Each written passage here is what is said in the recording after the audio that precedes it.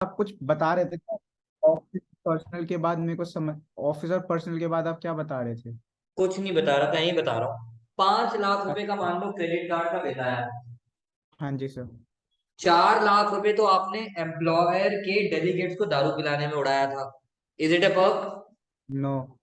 Minus कर दिया 4 लाख। 1 लाख रुपए से आप अपने लिए सूट बूट खरीद लाए थे। Is it a perk? Yes. But आपके मालिक ने बोला 30,000 तो आप ही को देने पड़ेंगे, तो आपको बेनिफिट कितने का हुआ?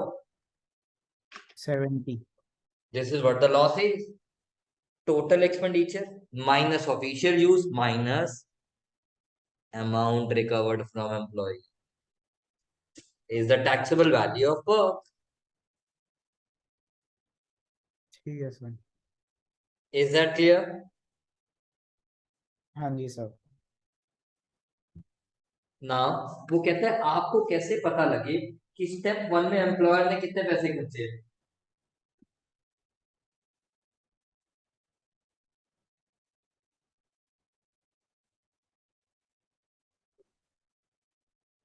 ये सारे खर्चे, चाहे वो कार्ड आपको दिया गया था, चाहे एड ऑन कार्ड आपके फैमिली मेंबर्स को दिया गया, चाहे वो कार्ड आपको दिया गया था, चाहे वो कार्ड आपके फैमिली मेंबर्स को दिया गया था, उस पे जितना भी पैसा खर्चा गया इंक्लूडिंग मेंबरशिप फीस, वो सारा ऐड कर दो। उसमें से जो ऑफिशियल पर्पस है उसे, सब ट्रैक कर दे। अब ऑफिशियल पर्पस में क्या क्या आता है, वही पुरानी बातें याद रखना। ऑफिशियल पर्पस की पूरी आपके पास क्या होनी चाहिए? Complete details. और उसका आपको एम्प्लॉयर से क्या लेना पड़ेगा? अरे कार की तरह, अगर ऑफिशियल पर्पस के लिए यूज सर्टिफिकेट। किया है तो लॉग बुक मेंटेन करो और सर्टिफिकेट लो। सर्टिफिकेट का मतलब बाय वी, वो मतलब हो गया ना बिल्स वगैरह। एम्प्लॉयर सर्टिफिकेट इश्यू करेगा कि 4 lakh has been used for company.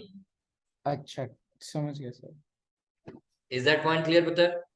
हाँ जी सर। तो लॉजिकली समझना है, देखो इतना डिटेल आपको आएगा नहीं, सीधा सीधा आएगा खर्चा इतना था, ऑफिशियल इतना है, तो ठीक है ऑफिशियल माइनस कर दूंगा, और अगर मुझसे कुछ पैसा रिकवर हुआ तो माइनस कर दूंगा। माइनस कर देंगे। ओके। जैसा आपने क्रेडिट कार्ड पढ़ा, ऐसे ही कई बार क्या होता है, आपको क्लब की मेंबरशिप लेके दी जाती है। यू नो, बड़े बड़े क्लब्स होते हैं, वहां पे एम्प्लॉयर के एम्प्लॉइज जिम शिम और ये अपना दारू शारू पीने और पार्टी शार्टी करने जाते हैं, उसकी भी तो मेंबरशिप होती है। हाँ सर। तो कहता है उस केस में भी देखो क्या लॉ बिल्कुल सेम है, एक्सपेंडिचर एम्प्लॉयर का minus official minus amount recover. तो क्रेडिट कार्ड और क्लब एक्सपेंडिचर का जनरल प्रोविजन बिल्कुल। सेम है। Thank you.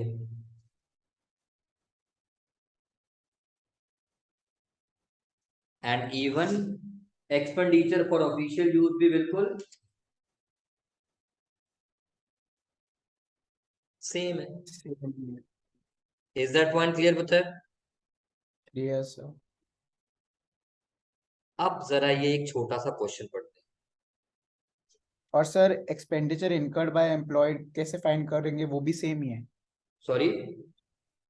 जैसे क्रेडिट कार्ड में हम एक्सपेंडिचर फाइंड आउट करते हैं ना, हाँ तो वैसे इसमें भी वो प्रोविजन सेम है तरीका? हाँ, एक्सपेंडिचर तो ऐसे निकालोगे, देखो दिया होगा। ठीक है सर। डज नॉट इंक्लूड,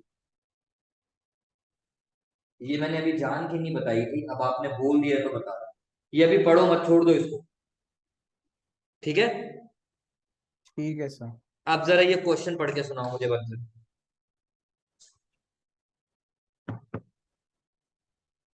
पढ़ The पुत्र। em- the employer provides a club facility to X and his family members. This facility is available to X for his personal use and also for entertaining official guests. It mean the uses mix. Yes, sir. The total expenditure incurred by the employer during the previous year is 28,000, out of which 4,000 as certified by the employer is for official dinner to a foreign delegation. Rupees 7,000 out of 28,000 for providing health or sports club facility to X. the employer provides similar health and sports club facility to all the employees. A sum of rupees 1200 rupees out of rupees 700 for health sports club facility and rupees 500 for other club facility is recovered from X by the employer. मुझे सबसे पहले बताओ total आपको expenditure कितना हुआ है employer का? 28. उसमें से हेल्थ और स्पोर्ट्स क्लब फैसिलिटी का कितना है? सर उसमें से 7 है. सुयश कुलकर्णी, ये बात समझ आई?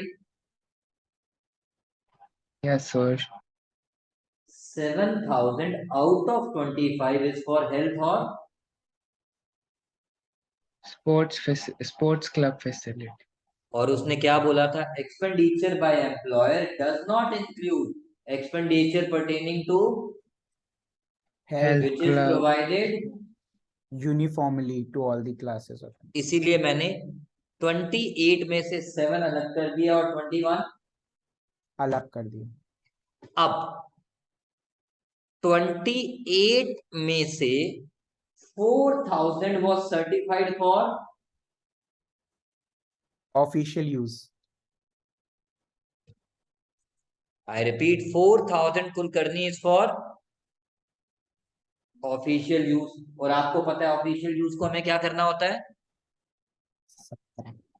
माइनस. अब आपके एम्प्लॉयर ने आपसे कितने पैसे रिकवर किए थे? 12. 12. 700 हेल्थ के और 500 अदर के. ये तो मैं टाइम पास कर रहा था क्योंकि ये तो काउंट ही नहीं होता है.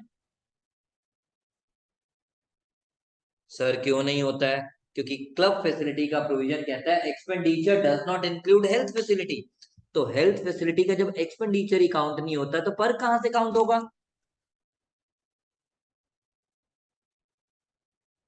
समझ गया sir. Is that point clear Kulkarni बेटा? जी सर. Yes, sir. वो perquisite ही नहीं है बेसिकली. बात खत्म. जैसे Health और कुछ अलाउंसेस में वो अलाउंसेस ही नहीं थे, ये पर्क ही नहीं है. समझ गया सर.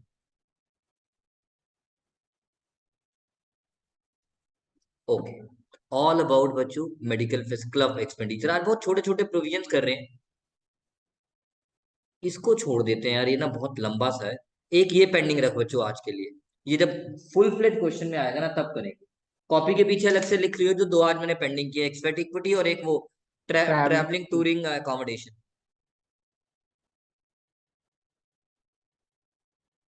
सुन रहे बेटा? हाँ जी सर लिख लिए.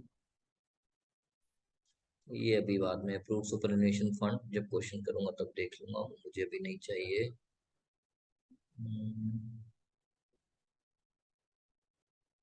ये बात मैं देखूंगा. बेनिफिट ऑफ ह्यूमैनिटी मुझे नहीं चाहिए आज.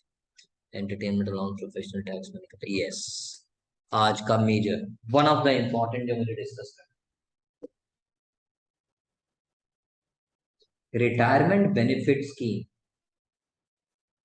से रिलेटेड हमने सबसे पहला क्या पढ़ा था? पेंशन. RBS पे पेंशन. फिर हमने क्या पढ़ा था? ग्रेचुइटी. फिर हमने क्या पढ़ा था?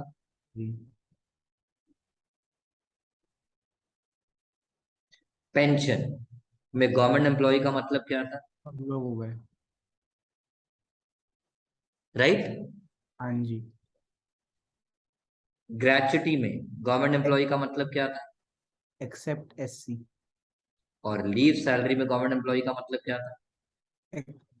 अदर देन LA भी कट जाए. और इनफैक्ट इसके बाद जितने भी जनरली गवर्नमेंट एम्प्लॉयज के केसेस आए थे, लाइक फर्निश्ड अकोमोडेशन में, एंटरटेनमेंट अलाउंस में, गवर्नमेंट एम्प्लॉय का मतलब क्या था?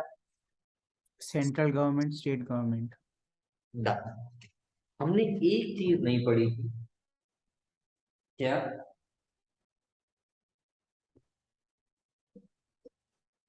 Provident fund. प्रोविडेंट फंड है क्या? एक तरह का पिगी बैंक. प्रोविडेंट फंड है क्या? एक तरह का पिगी बैंक जिसमें एम्प्लॉयर भी पैसे डालता है और एम्प्लॉय भी.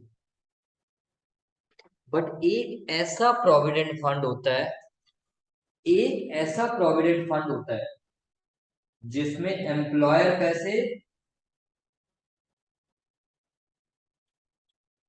अरे बोलो, नहीं डालता। नहीं बट डालता। एम्प्लॉय डालता है। इसको बोलते हैं पीपीएफ, बोले तो पब्लिक। Provident fund. और ये पता है कौन खुलवाते हैं? मेरे जैसे लोग जो नौकरी नहीं करते। आप जैसे लोग भी खुलवा सकते हैं जो नौकरी करते हैं, बट जनरली उन्हें जरूरत नहीं पड़ती टैक्स बचाने के लिए, खुलवाने के लिए, क्योंकि एम्प्लॉयर ने जो खुलवा रखा होता है, अब देखोगे आने वाले टाइम में, उसको और बाकी अदर इन्वेस्टमेंट को मिला के आपकी रिक्वायरमेंट ऑलरेडी पूरी हो जाती है। So PPF is a thing which is called public provident fund, which is generally open by anyone, but majority of the cases में जो लोग नौकरी नहीं करते हैं वो ज्यादातर खुलवाते हैं। वो पता लगे, मैंने आज तक नहीं खुलवाया। तो हम आज बात करने जा रहे हैं ट्रीटमेंट ऑफ प्रोविडेंट फंड। वो ट्रीटमेंट यू सिखाने से पहले मेरे को आपको सिखाना है कि प्रोविडेंट फंड के ट्रीटमेंट के 4 पार्ट्स हैं।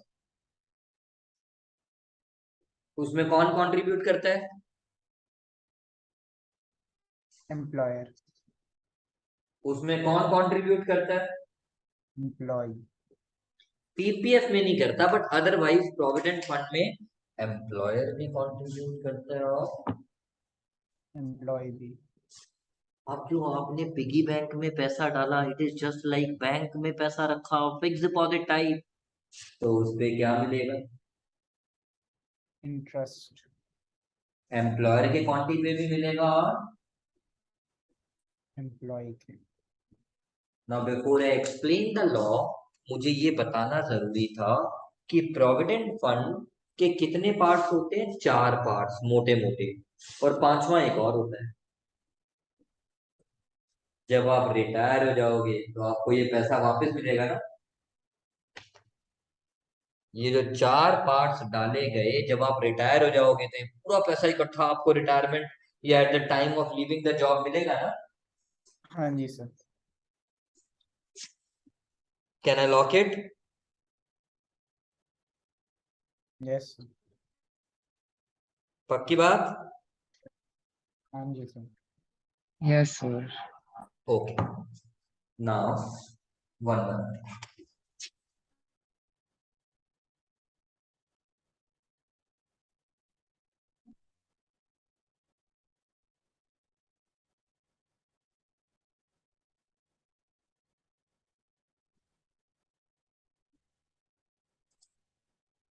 समझाने की कोशिश कर रहा हूं बच्चों। एम्प्लॉयर कंट्रीब्यूशन, ठीक है, इंटरेस्ट क्रेडिटेड, डिडक्शन को भी छोड़ दो, लमसम। ये 3 पॉइंट समझ आ गए मैं जो बोल रहा था बच्चों?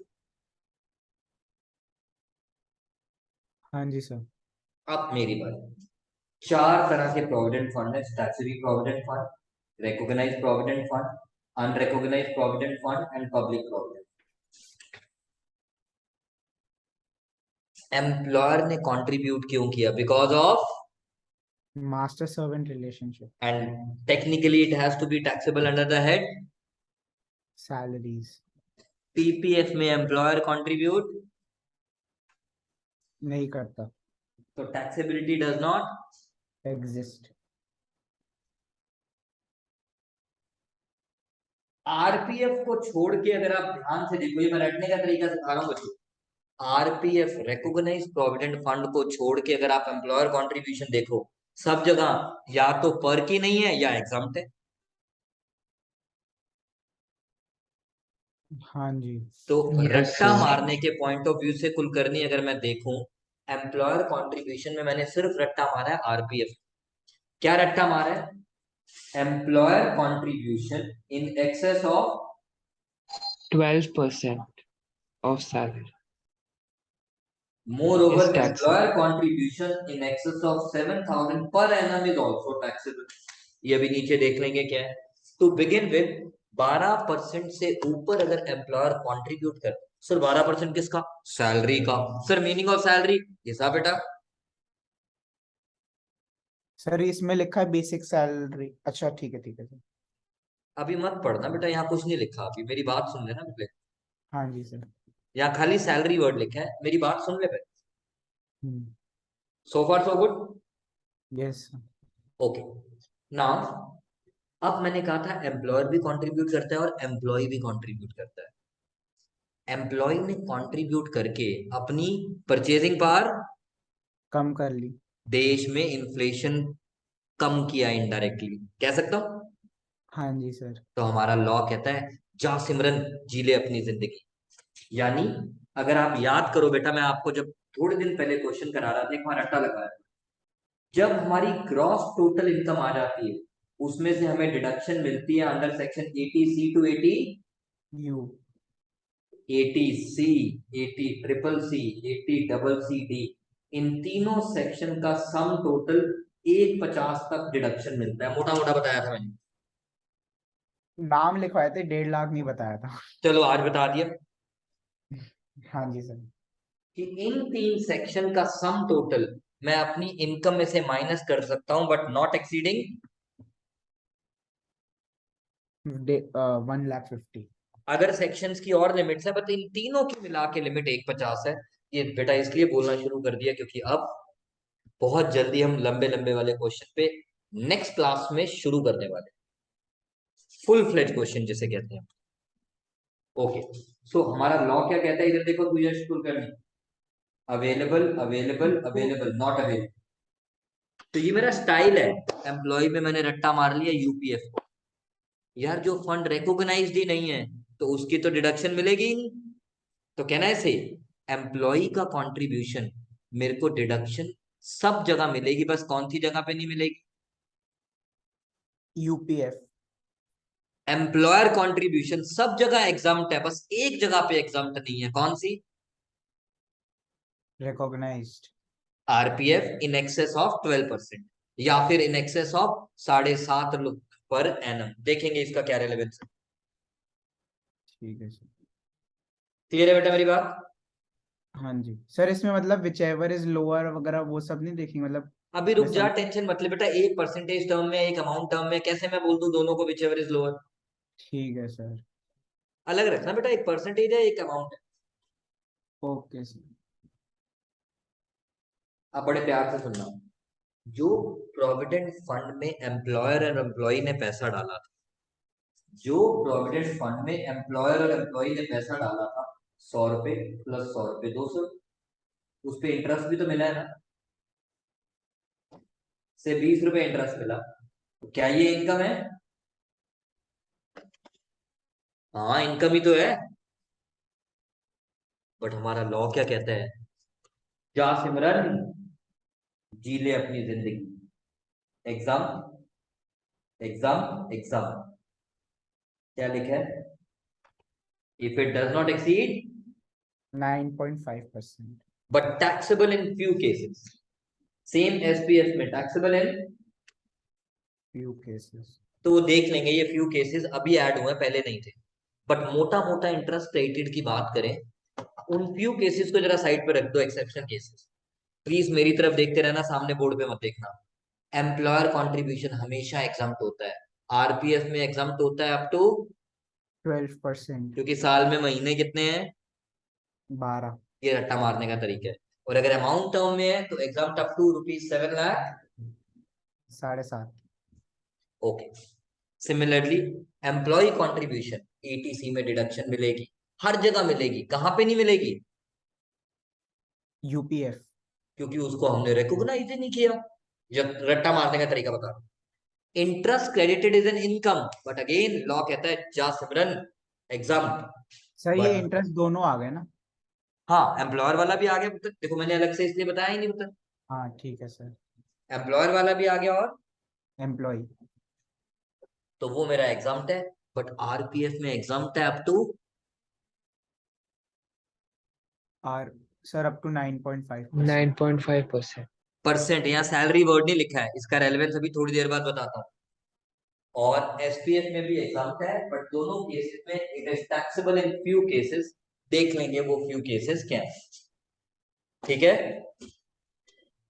Yes sir. Yes, sir.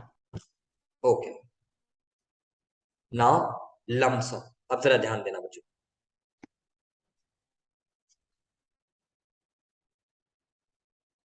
इसको समझने की कोशिश।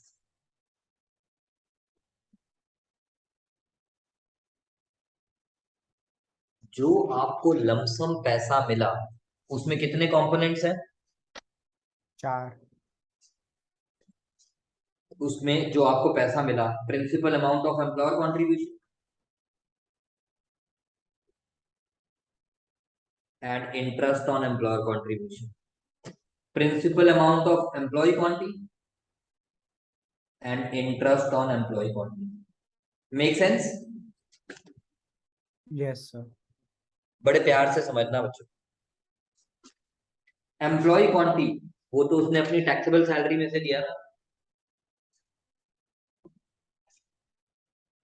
एम्प्लॉय क्वांटी वो तो उसने अपनी सैलरी से दिया है। इंटरेस्ट ऑन एम्प्लॉय कंट्रीब्यूशन का मास्टर सर्वेंट रिलेशन से कुछ भी लेना देना नहीं है। कुलकर्णी, मेरी बात ध्यान से सुनना, दोबारा बोल रहा हूं, नहीं समझ आया पूछ लेना।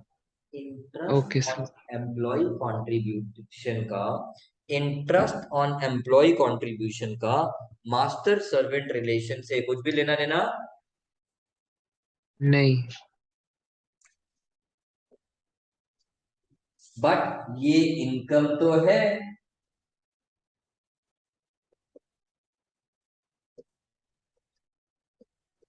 तो कौन से हेड में ले जाऊं?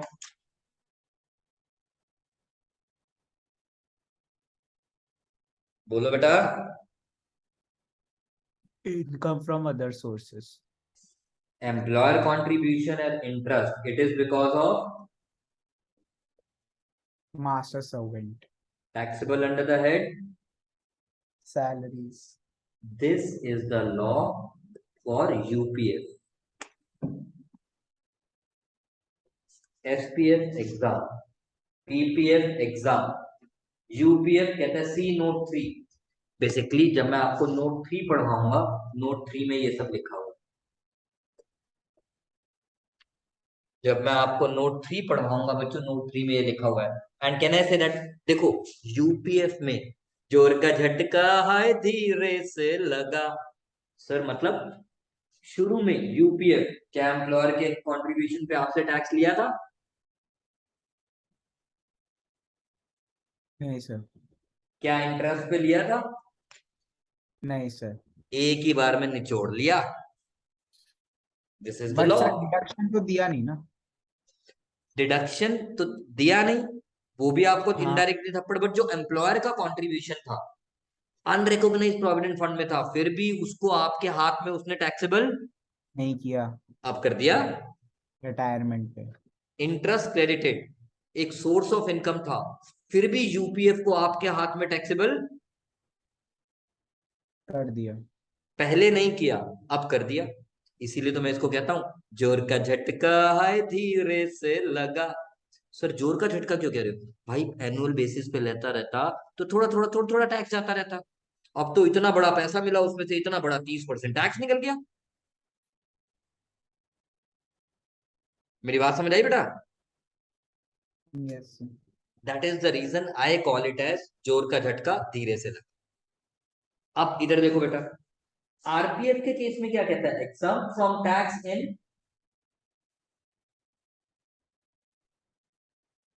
अरे बोलो यार, अंडर सेक्शन 1011 अरे तेल लेने गया, exempt from tax in, some cases yes, if not exempt treated as, unrecognized fund. यानी एस आरपीएफ लमसम या तो एग्जाम्ट होगा या यूपीएफ की तरह ट्रीट होगा। यूपीएफ में सिखाई दिया है आपको नोट 3। अब वो एग्जाम्ट कब होगा वो नोट 2 में लिखा है, उसको मैंने कैसे रट्टा मारा था वो बता। जब आप नोट 2 पढ़ोगे बुद्ध, कहता है एग्जाम्ट इन सम केसेस। आप कंपनी के साथ नौकरी करना चाहते हो, कब तक? जब तक है जान। बट एक हादसे में आपके हाथ चले गए। क्या चले गए? हाथ। कंपनी को आपके साथ बहुत सारी सहानुभूति है, बट क्या वो आपको काम पे रख सकती है? नहीं सर। उसने आपको काम से निकाल दिया। निकाल दिया। काम से निकाल दिया, सुनते जाना, काम से निकाल दिया। तो आपको आपका रिटायरमेंट बेनिफिट का पैसा दिया, इंक्लूडिंग प्रोविडेंट फंड। हाँ जी सर। आप तो पहले ही बड़े परेशान हो, तो क्या सरकार आपसे टैक्स मांगेगी? नहीं सर।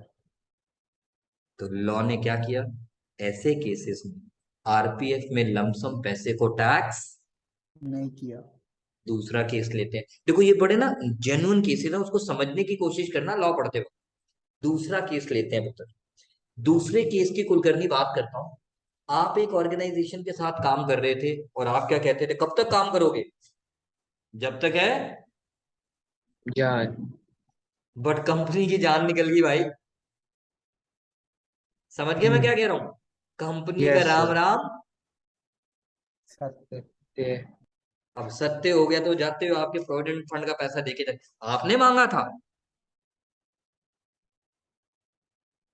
नहीं। एक तो नौकरी चली गई, ऊपर से प्रोविडेंट फंड पे सरकार क्या आपसे टैक्स मांगेगी? पता नहीं नेक्स्ट नौकरी कब मिलेगी। तो लॉ कहती है हमें आपके साथ दर्दी, बोले तो हमदर्दी है।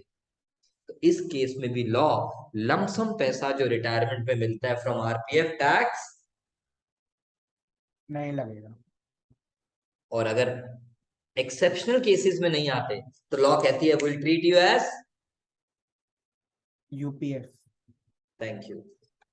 Now let's read point number 2 and 3 first. Note 4 बात। सैलरी का मतलब मैंने आपको बता ही दिया था, कौन सा? जीपी, हिसाब बेटा, करेक्ट। हाँ जी sir. Note number 2, it will be exempt in the hands of employee in the following situation. जरा ध्यान से देखना। He has rendered the services of। 5 years or more। अब प्लीज ध्यान देना, कंटिन्यू सर्विस। यह कंटिन्यू सर्विस का मतलब एम्प्लॉयर ए के साथ नहीं है। सुनना बेटा, लेट से I am working with A limited. I am working with, A limited. समझना बेटा, ए लिमिटेड के साथ मैंने नौकरी की कितने साल? 3 साल। और उसके साथ मैं कौन सा फंड मेंटेन करता था? RPF. Then I got a good opportunity with B limited. हाँ जी। And I worked with them for 3 years more. And in this process, I got, RPF is just like an account. I got my RPF account transferred to, B limited. मैंने वो पैसा withdraw नहीं किया। अब बताओ आपके उस फंड की कंटिन्यूटी, जॉब की कंटिन्यूटी नहीं देखनी, फंड की कंटिन्यूटी देखनी। एक कंपनी के साथ 5 साल काम करना जरूरी नहीं है, प्रोविडेंट फंड 5 साल मेंटेन करना जरूरी है। Is that clear? Yes sir. So this is what it meant कि अगर आप आरपीएफ में लमसम पेमेंट को फुली एग्जाम करना चाहते हो तो you must maintain a continuity of RPF of more 5 than years. 5 years। So far so good. Yes. Second point, if his services has been terminated beyond his control. ill health, समझ गया ना, हाथ काट दिए थे उसके, हाँ जी सर। डिसकंटिन्यूएशन ऑफ बिजनेस, मेरी गलती थोड़ी है। कंप्लीशन ऑफ प्रोजेक्ट, जिसके लिए मुझे एम्प्लॉय किया था, प्रोजेक्ट गया तो रात गई बात गई, तो ये सब मेरे हाथ में नहीं है, इसमें मेरी गलती। हम्म।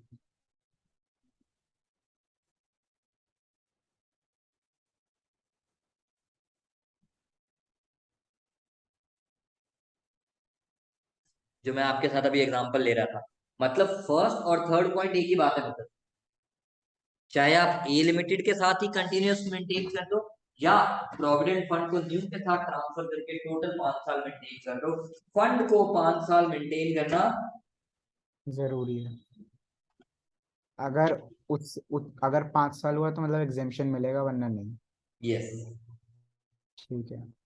एंड एक पॉइंट अब और ऐड हो गया, ये पहले नहीं था बच्चों, तो इस पॉइंट को इंपॉर्टेंट मार्क करके चलना। दिस वन कहता है आपके फंड में जितना भी पैसा इकट्ठा हुआ, आपने उस फंड को विड्रॉ नहीं किया, आपने उसे एनपीएस और नोटिफाइड पेंशन स्कीम में भारत सरकार के साथ मेंटेन कर दिया। तो जब आपने विड्रॉ ही नहीं किया, आपके हाथ में पैसा ही नहीं आया, तो टैक्स का है बात का। So these are the cases which are exempt if the lump sum payment is received from employer and that fund belongs to RPF. So far so good, Putter? हाँ जी सर। Okay. Then हमारा point बचा point number 3। Point number 3 था UPF का treatment कैसे होगा, ये देखो बेटा। Employer contribution interest taxable under the head salaries. Interest employ taxable under the head income from other sources. Employ conti not chargeable to, tax. यही तो लिख के दिया था बेटा।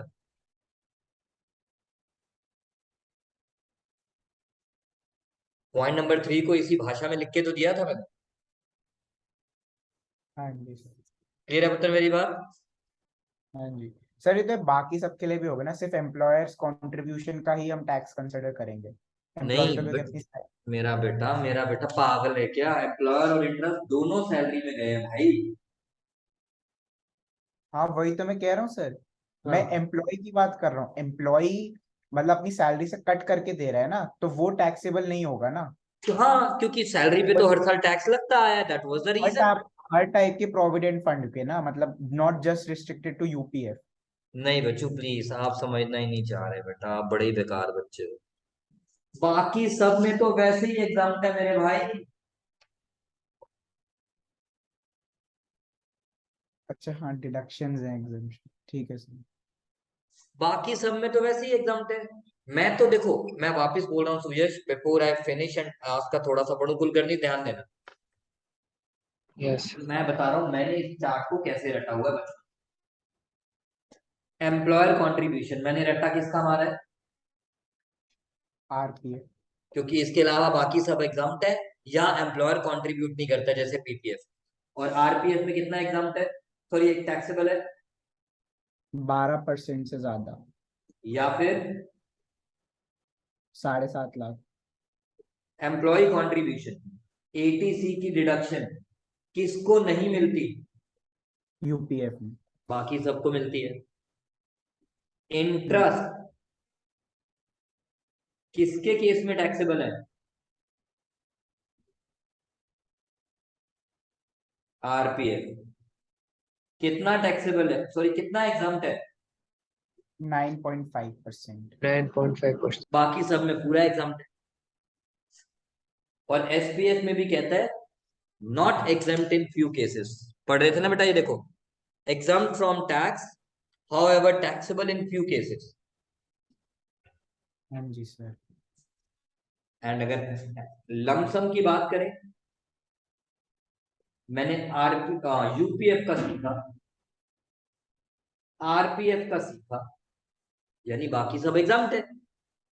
यूपीएफ का सिखा दिया in the form of note 3, RPF का सिखा दिया in the form of note 2।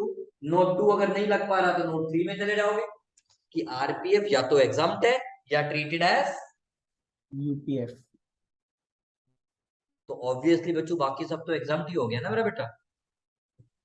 हाँ जी सर। नाउ अब मेरे पास बचा नोट 4, जो क्या कहता है कि जो interest credited to provident fund था वो आरपीएफ और एसपीएफ के फ्यू केसेस में टैक्सेबल है। वो एसपीएफ और आरपीएफ के फ्यू केसेस में टैक्सेबल है। वो फ्यू केसेस क्या हैं देखो बेटा।